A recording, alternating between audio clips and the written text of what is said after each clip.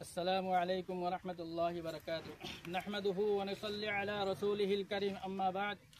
সম্মানিত উপস্থিতি, আমরা আজকে সবাই জানি যে আমরা লাগিয়া গত 2-3 এপ্রিল থেকে খালো দিন চলের আমরার ধর্মের উপরে বা সংবিধানের উপরে যে সংবিধানে আমরা অধিকার দিয়া দিছে যে ভারতবর্ষ ধর্ম নিরপেক্ষ দেশ, এই দেশের মধ্যে সর্বধর্ম বর্ণ নির্বিশেষে সব বসবাস করতো, সবে যার ধর্ম পালন করতো। এই যে আমরা উল্টা যে ওয়াকফ অ্যামেন্ডমেন্ট বিল যেটা আনা হয়েছে 2024, এটা এটা বিলকুল গিয়া ইসলাম বিরোধী মুসলিম বিরোধী বিল ইয়ে থাকছে গিয়া, যার কারণে আমরা কই যে আমরা লাগে কালো দিন দুঃখর দিন ইয়ে গিয়া। দেখো এই ওয়াকফ সম্পত্তি যেটার উপরে হস্তক্ষেপ করা হয়েছে, যে ওয়াকফ সম্পত্তির অ্যামেন্ডমেন্ট বিল যেটা বাতিল করা হয়েছে, যে বিলটা এই বিলের মধ্যে এটা যে ওয়াকফ সম্পত্তি এটা লাগে আমরা মুসলমানের সম্পত্তি, এই মুসলমান আমরা পূর্বপুরুষ থেকে এরা ওয়াকফ করিয়া থাকার গিয়া এর আন্ডারে মসজিদ আছে, মাদ্রাসা আছে, ঈদগাহ আছে, কবরিস্তান আছে, এই সমস্ত সম্পত্তি এটা গিয়া আমরার একমাত্র মুসলমানের সম্পত্তি এটা গিয়া। তাই আমরার এই যে বিল পাস হয়েছে, এই বিল যে পাস হয়েছে এই বিলটার বিরোধিতা করিয়ার, এই বিরোধিতা করার লাগে আমরা এখানে সবাই সমবেত হয়েছি। আর আমরা মুসলিম পার্সোনাল ল বোর্ডের তরফ থেকে তারার ইশারায় পুরা ইন্ডিয়া জুড়ে প্রত্যেক মসজিদের মধ্যে জুমার নামাজ পড়িয়া এই প্রতিবাদ করার লাগে সবরে হুকুম করা হয়েছে। তাই আমরা এই সরকারের যে বিল আমরা পাস করছেন, যে বিলটা এই বিলটা উইথড্র না হওয়া পর্যন্ত আমরা গণতান্ত্রিক পদ্ধতিতে আমরা আন্দোলন করিয়া যাইমু। কারণ এটা আমরা সংবিধান রক্ষার আইন হয়ে থাকলো গিয়া, যদিও আমরা মুসলমানের, কিন্তু এটা সংবিধানের উপরে হাত দেওয়া হয়ে গেছে গিয়া। যেহেতু সংবিধানে আমরা প্রত্যেক ধর্ম নির্বিশেষে বসবাস করার অধিকার দিয়া দিছে, এখন এটা হইলে গিয়া সংবিধানের উপরে হাত দেওয়া হয়ে গেছে গিয়া। দেখো এই ওয়াকফ সম্পত্তি যেটা এটা হলো গিয়া, এটা ব্রিটিশের আমল, নবী করিম সাল্লাল্লাহু আলাইহি সাল্লামের জামানাত থেকে চলিয়ার, আর ব্রিটিশের আমল এই আইনটা এটা আছে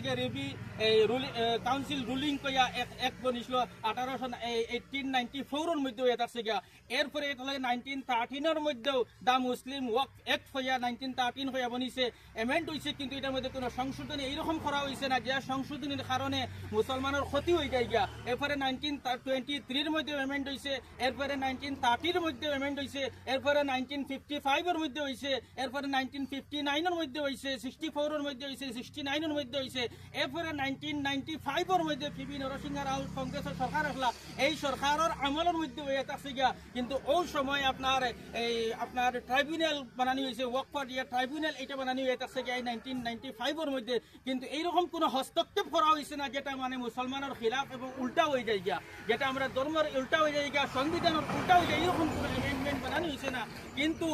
ট্রাইব্যুনাল বানানি হয়েছে, যে ট্রাইব্যুনালের আন্ডারে ওয়াকফর যদি কোনো অসুবিধা হয়ে থাকে, এই ট্রাইব্যুনালে কিতা করতো, এটার মানে মীমাংসা করতো।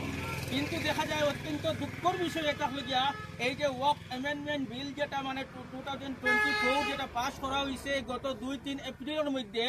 এইটা পাস করার কারণে এই যে ওয়াকফ ট্রাইব্যুনালের মধ্যে আমরা যে ওয়াকফর যে মানে ধারা হল আছে, এর মধ্যে 40 নম্বর ধারা যেটা আছে, এই ধারা মোতাবিক এটা হলো গিয়া, যেটার মধ্যে শরীয়ত মোতাবিক মানে তারা ধারা আসলো 40 নম্বরটা, যে ওয়াকফ সম্পত্তি যেটা ওয়াকফর আন্ডারে আছে, যদি কোনো তৃতীয় পক্ষ কোনো মানুষ হস্তক্ষেপ করে, তাহলে এটা আসলো ধারা 40-এর মধ্যে আসলো যে এই ওয়াকফ ট্রাইব্যুনালে এটার মানে মীমাংসা করব। আর ওয়াকফ ট্রাইব্যুনালের সিদ্ধান্তটা চূড়ান্ত সিদ্ধান্ত বলিয়া মানিয়া নেওয়া হইতো অতদিন পর্যন্ত। কিন্তু যেই সময় এইটা বাতিল করা হয়েছে, তখন এইটারে মানে পুরো আম বানানি হয়ে গেছে। এখন মনে করেন একজন মানুষে ওয়াকফ করলা, 3-4 সিঁড়ি পরে তার রেজিস্টার হইল না, আর একজন 3-4 সিঁড়ি পরে আয়া কিতা করলো, দাবি করলো ওয়াকফের মধ্যে তার নিজস্ব সম্পত্তি বলিয়া। এই দাবি করার পরে তখন তার লাগি কিতা রইব, এই রেভিনিউ কোর্ট রইব, হাইকোর্ট রইব, সুপ্রিম কোর্ট রইব, এখানে গিয়ে সেই আপিল করতে পারবো। কিন্তু আমরা ওয়াকফর যে 40 নম্বর দ্বারা যেটা আসলো, এই দ্বারা হিসাবে ট্রাইব্যুনাল কোর্ট ওয়াকফ কোর্ট ছাড়া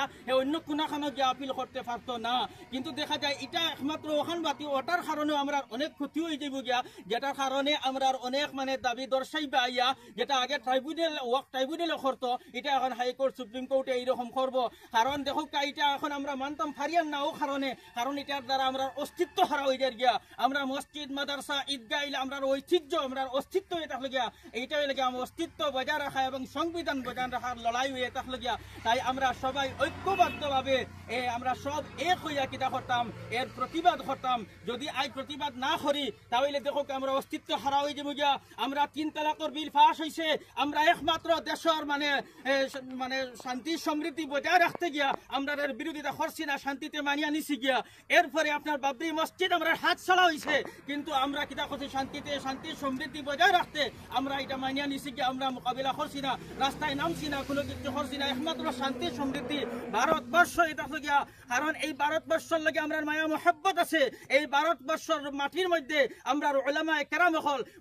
সর্ব ধর্ম বর্ণ বিশেষ সবে লড়াই করছেন কিন্তু 57,000-এরও বেশি উলামা হলে কিতা করেন শহীদ হয়ে ভারতবর্ষের আজাদ করছেন এর ভারতবর্ষের মাটির লাগে আমরা মায়া আছে তাই আমরা স্বাধীনতা এই ভারতবর্ষের মধ্যে শান্তি সমৃদ্ধি বজায় রাখতে তালাকর বিল পাস হয়েছে আমরা কিচ্ছু কইছি না এই ভারতবর্ষের মধ্যে বাবরি মসজিদ আমরা হাত ছাড়া হয়েছে আমরা কিচ্ছু কইছি না কিন্তু এখন দেখা যায় যে আমরা কিতা হয়েছে আমরা অস্তিত্ব রক্ষা করতে গিয়ে আমরা এখন আমরা কিতা করা লাগবো আন্দোলন করা লাগবো আমরা অস্তিত্বের মধ্যে হাত দেওয়া হয়ে গেছে গিয়া আমরা সম্পত্তির উপরে হাত দেওয়া হয়ে গেছে গিয়া আমরা সম্পত্তি আমরা রক্ষা করতে আমরা এখন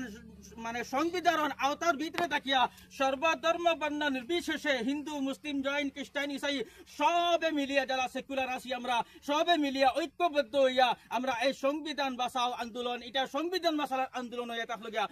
কারণ সংবিধান আমি আগেও কইছি সংবিধানে আমরা এই অধিকার দিয়া দিছে যে প্রত্যেকে তার ধর্ম নিজ নিজ হিসাবে পালন করতো আজ আমরা উপরে আইছে খাইলারক ধর্মের উপরে আইব খাইলারক ধর্মের উপরে আইব এইরকম তাই আমরা উপরে যে আঘাত আনা হয়েছে যেভাবে হস্তক্ষেপ করা হয়েছে ওটা যাতে উইথড্র করা হয় এর লাগে আমরা কিতা করি আর দাবি জানাইয়ার আমরা অল ইন্ডিয়া পার্সোনাল ল বোর্ডের তত্ত্বাবধানে আমরা আজকের এই মানে মিটিংয়ের আয়োজন করছি